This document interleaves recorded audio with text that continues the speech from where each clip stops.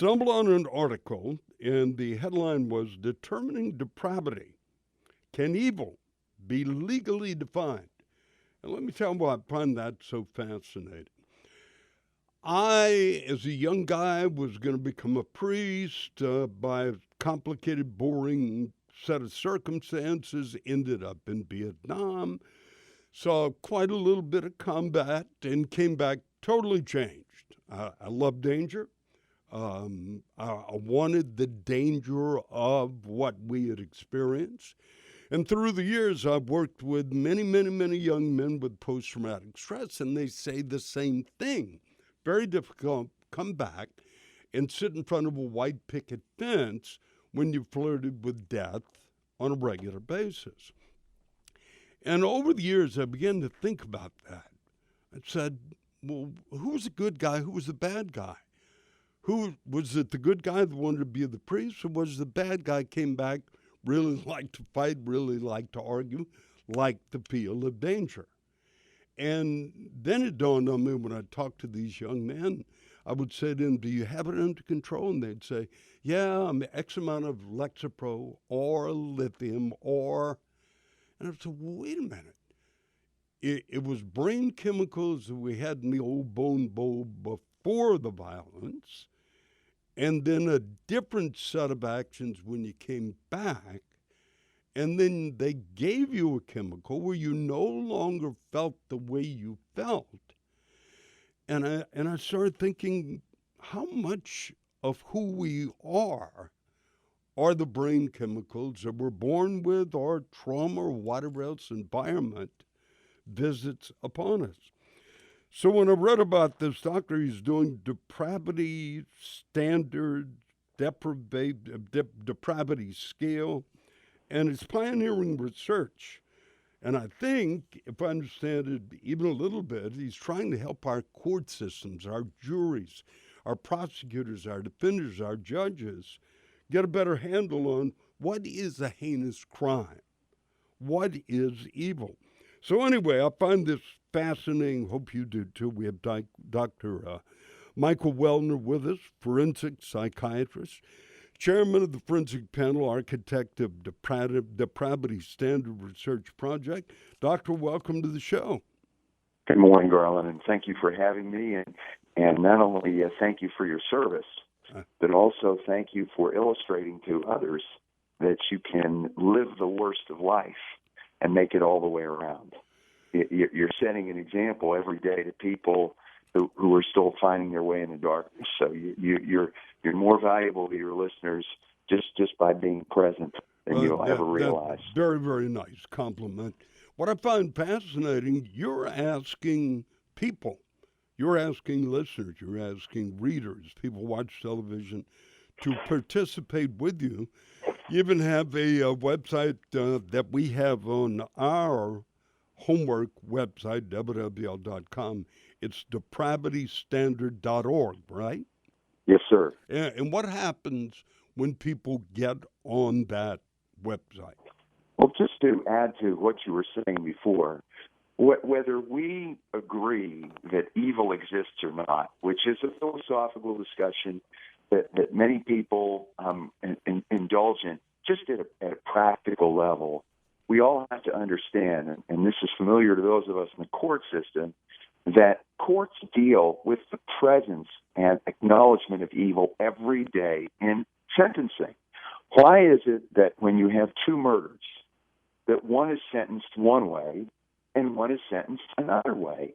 Why is it that one robbery may be treated differently within the justice system? Why is it that one white-collar crime may be handled differently? And the law allows, with verbiage like heinous, atrocious, cruel, for things as significant as the death penalty to be decided on whether a jury, or in certain instances a judge, if it's a non-death penalty case, feel that crime is depraved or heinous. But what is depraved? And so the law is already working with this, and yet at the same time, the arbitrariness of that judgment allows for the contamination of the whole process by bias. Now, someone may just say, well, I think it's depraved because I don't like the way this person looked. Or I don't think that it's a heinous crime because he happened to have a great defense attorney and he was very well situated financially. And the argument just sort of glossed over what he did. So the central premise of this research is it's not about who is evil. We're all capable of evil intent, actions, and attitudes in a crime, but the courts need a vessel by which courts can take in evidence and look at each crime at face value and say, this murder is worse than other murders. This robbery is worse than others in an objective, standardized way. But it's not fair to say Dr. Michael Welner is telling us what evil is, because who do I know? I may be a forensic psychiatrist, but it incorporates so many different elements of society. And that's what do we as a society believe evil to be? And so this research has many layers, but principle in it. And this engages the way the U.S. Supreme Court has dealt with this issue many years ago. Let's construct a societal standard where every single one of your listeners and other listeners say, here's how depraved I feel intent to emotionally traumatized should be if it's present in a crime. Here's how heinous I feel carrying out a crime to show off should be relative to another element of a crime. So we've constructed a survey at depravitystandard.org in which each of your listeners has as much impact as they would in a vote. One person, one piece of data, and it's a standard that's driven by society, so it reflects societal attitudes, so that when one of your listeners is one day on a jury, or one of your listeners has a loved one who is incarcerated, there's a certain sense of fairness that the most severe punishment is more likely to be reserved for folks who've earned it, as opposed to people who may have insider advantages or the disadvantages of bias or racism or other things that unfortunately at times affect our justice system. All right, let me take a break here. When we come back, if I understand it correctly on a basic level, the Depravity Standard you're working on contains 25 components. Let's talk about some of those and find out why and how that might go into making a valid definition that's not arbitrary, that's not subjective. Coming right back, WWL. We're on the radio with the doctor, psychiatrist, who everything I read is trying to make our legal system better, more fair, and quite frankly, better educated, based on science. I wasn't aware of it, but apparently the terms evil, heinous, vile, inhumane, or terms that are weighted in deciding the sentences of those that are found guilty in our court system. And again, if I read correctly, we really don't have any definition as to what that is. And with us, we have Dr. Michael Welner, forensic psychiatrist, chairman of the forensic panel, architect of the Depravity Standard Research Project. And he wants you to help him with this project. If you get on this website, depravitystandard.org, we also have the website listed on our homework page at WWL.com. What you will put in that poll, in that research, will help what you may get involved in the legal system at a later date. Doctor, if I understand correctly, the standard you're working on contains about 25 components. Talk to me about what you're trying to do within the study. Well, these examples of intent, actions, attitudes, and victim choice, for example, helpless victims, people who are targeted because of prejudice, these are items that we arrived at from analyzing court decisions of when appellate judges decided, well, this is a reason why this crime was depraved. This is a reason why this crime wasn't depraved. So it's driven by an analysis of the court decisions spanning a couple of decades. What we're then trying to do is get input from the general public about how each of these items should be weighed. Because even this kind of borrows from the experience of forensic psychiatry, forensic pathology, forensic toxicology, just as an exercise for you and your listeners. If you're ever at dinner with someone like us, or even with someone who's in law enforcement, if you pose a question to say, what's the worst crime you ever saw? What's the worst sex assault you ever saw? What's the worst murder you ever saw? And listen to why. Well, then you can't just say because it feels bad, because it feels evil, or that guy's evil, because somebody may just not like the way he looks or she looks, or the way a case is presented on television. You can take a handsome guy like Scott Peterson and make him the most hated person in the world, right? You can make a person like Jerry Sandusky so nationally vilified. And you can take exactly the same person and give that individual nuance. So it's the idea of saying, let's take something that's so abstract as the worst of the worst crimes and give it some substantive basis to force investigators on both sides, prosecutors and defense. Hey, prosecutors, you want to charge this as a more depraved crime, saying this person deserves the most severe punishment? Well, then show us the evidence. Show us evidence that the person intended to maximize damage. Show us evidence that the victim suffered grotesque suffering. And hey, defense attorney, you want to say that someone's being overcharged? Show us the evidence that this wasn't the case. So it isn't just argument. It's not just fear. It's not just bluster. It's embedded in something that you as a juror, if you've been part of this research, you said, I can sit on this jury with confidence because I'm forming the law.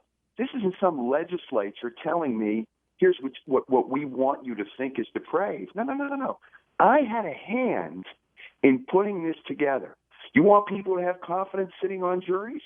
Put them in a position where they can say they're deliberating something where they have guidance, but they themselves took ownership in their own justice system. And this is the first research to ever do that.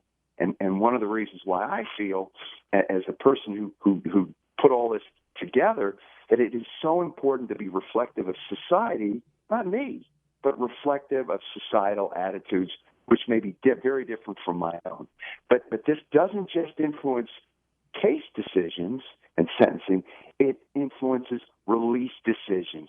Garland, all over the United States, prison overcrowding, including Louisiana, all the Gulf states that listen to your program, all the other states that take in this broadcast, decisions are made to relieve prison overcrowding with early release. Okay, I ask you, how are those decisions made? Who gets an early release? What's the numbers game, right? Shouldn't early release decisions be driven by, okay, I'm taking 2 robberies. I'm a parole official. I'm a corrections official. What is the evidence of that crime that tells me that this robbery was worse than the other or better than the other? Isn't a fair justice system one that says if someone is blessed enough to get early release, that they should earn it? The less severe robbery should be the one that's more likely to get early release, as opposed to the person who makes the donation to the political campaign that's in some way has the patronage of the correction official. See what I'm saying? Yes, I do, but I have a bunch of questions. Got to take a break for news. When we come back, I want to ask the question, do you understand that our current system, somebody, if they're charged with a heinous crime, if they're charged with a depraved crime, if they're charged with an evil crime, they all carry potentially different sentences? And if so, if there's no definition, how do they do that? Coming right back, your thoughts, comments, give us a call, 260-1870. We're thinking about our legal system. We're thinking about a doctor and his assistants that are trying to figure out how evil can be legally defined to make it fair and understandable for prosecutors, for defenders, for juries, and for those charged. Coming right back. All right, welcome back. We're on the radio with Dr. Michael Welner, forensic psychiatrist, chairman of the forensic panel, architect of something called the Depravity Standard Research Project. Part of the reasons he's here is to convince you to get on a website to help. And the reason he wants you to help, it'll benefit you. If you're on a jury, it'll benefit you as a societal member if I think we get a better definition as to what evil and heinous and other terms that people are sentenced on, if we get a better understanding as to, or definition as to what they are. The website is depravitystandard.org.